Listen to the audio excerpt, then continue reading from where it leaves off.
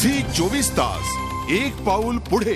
महावितरणमधल्या अधिकारी आणि कर्मचाऱ्यांना आपल्या कामातला हलगर्जीपणा कुणाच्या जीवावरही बेतू शकतो याचं अजिबात गांभीर्य नाहीये। सांगली जिल्ह्यात आटपाडीमध्ये संपूर्ण ग्रामस्थांच्या जीवाशीच अक्षरशः खेळ खेळला जातोय। अखेर या त्रासाला कंटाळून बिपिन देशपांडे यांनी झी हेल्पलाईनला संपर्क साधला। झी हेल्पलाईन ही यंत्रणा सुरू झाल्यापासून आमच्याकडे सतत सरकारी अधिकाऱ्यांच्या टाळाटाळीच्या तक्रारी जास्त आल्यात। नमस्कार, झी हेल्पलाईन। त्यातही महावितरण यात आघाडीवर आहे। महावितरणचे अधिकारी सामान्यांना कसे नाकीनऊ आणतात। कागदपत्रांची पूर्तता केल्यानंतरही वीज कनेक्शन द्यायला टाळाटाळ, विजेच्या खांबाबाबतची तक्रार, तर कधी महावितरणशी संबंधित आणखीन कुठली तक्रार, अशा कित्येक प्रकारच्या तक्रारी महावितरणबाबत हेल्पलाईनच्या टीमपर्यंत येत असतात। काही दिवसांपूर्वी आमच्या टीमकडे तक्रार आली ती सांगली जिल्ह्यातल्या आटपाडीच्या देशपांडे कुटुंबियांची। इतरांप्रमाणेच देशपांडे कुटुंबियांची सुद्धा महावितरणकडून अडवणूक केली जाते। इतर ठिकाणच्या महावितरण कार्यालयातले कर्मचारी अधिकारी जसे वागतात तसाच प्रकार इथेही घडला। एकतर जागा बिपिन देशपांडे यांच्या मालकीची आणि तिथे ट्रान्सफॉर्मर महावितरणचा। त्याचा त्रास होतोय देशपांडे कुटुंबियांना आणि आसपासच्या परिसरात राहणाऱ्या ग्रामस्थांना। पण या त्रासाशी महावितरणच्या अधिकाऱ्यांना काहीही देणं घेणं नाहीये, कारण त्यांना त्रास कुठं होतोय। देशपांडे यांच्या मालकीच्या जागेत असलेल्या ट्रान्सफॉर्मरमुळे कधी कुणाचा जीवही जाऊ शकतो, पण महावितरणला याचं थोडंही गांभीर्य नाहीये, कारण या ट्रान्सफॉर्मरमधून रोज स्पार्क होतो।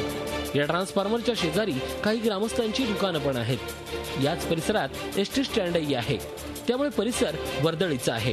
फ्यूजच्या उघड्या पेट्या, रोज होणारा स्पार्क याचा त्रास ग्रामस्थांना होतो। बिपिन हातावर हात ठेवून बसलेत असं नाही, महावितरण कार्यालयाचे उंबरठे झिजवून झाले। ग्रामस्थांनीही याबाबत ग्रामपंचायतीकडे महावितरणकडे निवेदनं दिली, तक्रारी केल्या, पण पर्यायी जागा उपलब्ध नाही असं कारण देत महावितरणनं हा विषय तिथेच संपवण्याचा प्रयत्न केला। पण शेवटी ग्रामस्थांच्या जीवाचा प्रश्न होता, त्यामुळे शांत बसून कसं जमणार होतं। त्यामुळे ग्रामपंचायतीनं गावातल्या 3 पर्यायी जागा महावितरणला देण्याचा ठराव केला। तसं लेखी पत्रही ग्रामपंचायतीनं महावितरणला दिलं, पण तरीही महावितरण याकडे कानाडोळा करतंय। विशेष म्हणजे 30 वर्षापूर्वी कुणाचीही परवानगी न घेता हा ट्रान्सफॉर्मर बिपिन यांच्या मालकीच्या जागेत बसवण्यात आला, पण या जागेचा मोबदला म्हणून 1 रुपया देखील बिपिन यांना दिला नाही। शिवाय देशपांडे या जागेचा घरफाळा ग्रामपंचायतीकडे भरतात। शिवाय हा प्लॉट एनए असल्यामुळे इथे ट्रान्सफॉर्मर बसवता येत नाही।